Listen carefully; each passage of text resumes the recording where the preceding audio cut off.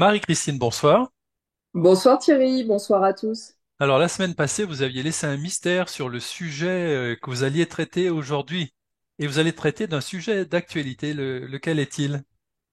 Les brocantes et les vides-greniers, l'idée m'est venue ce matin en me rendant au travail.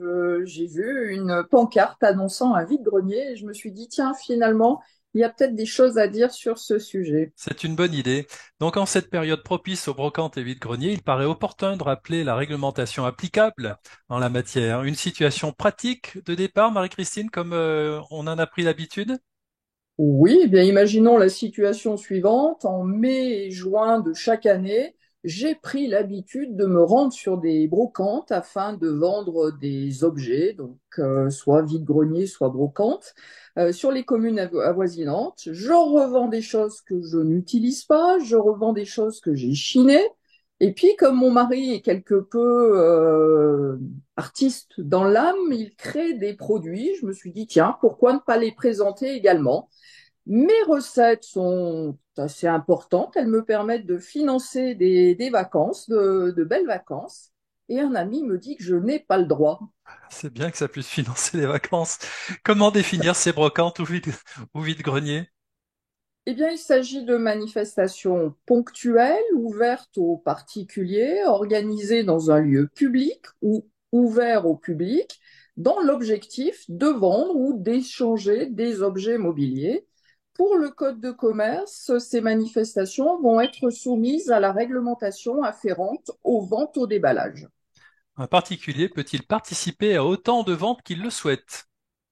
La participation des particuliers à ces manifestations a été limitée par une loi du 2 août 2005 suite à des dérives. Donc les particuliers non inscrits au registre du commerce et des sociétés sont autorisés à participer à ces ventes au déballage 2 fois par an. C'est l'article L 310-2 du Code de commerce qui le fixe.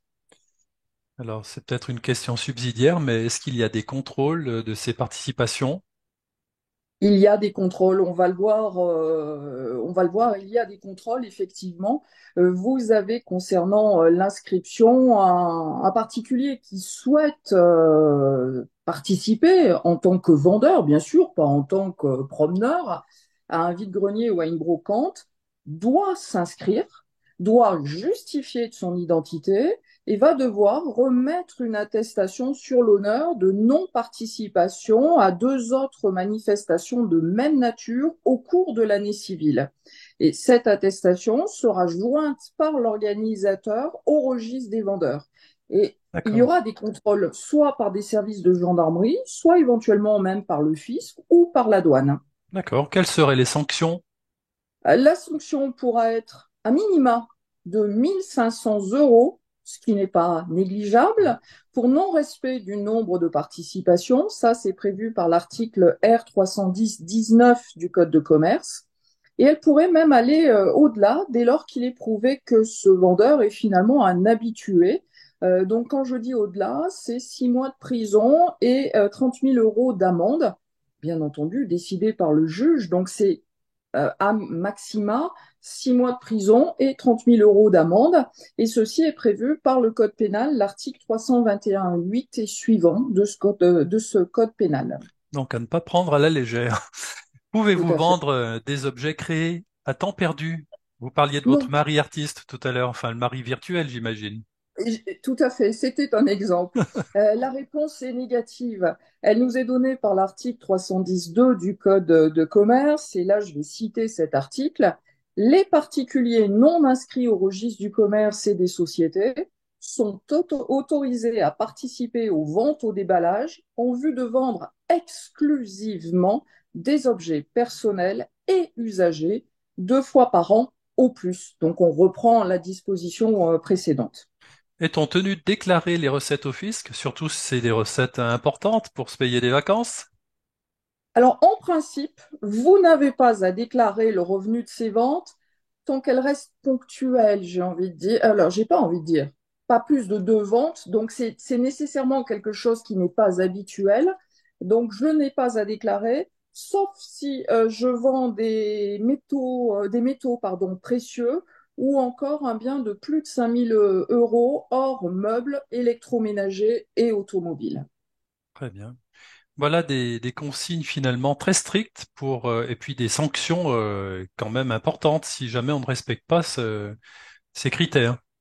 Tout à fait. Et on est arrivé à ces dispositions justement en raison de ces dérives. C'est la loi de 2005 que j'évoquais tout à l'heure qui a prévu ces dispositions parce que certains avaient un revenu parallèle assez conséquent en achetant de leur côté, en revendant.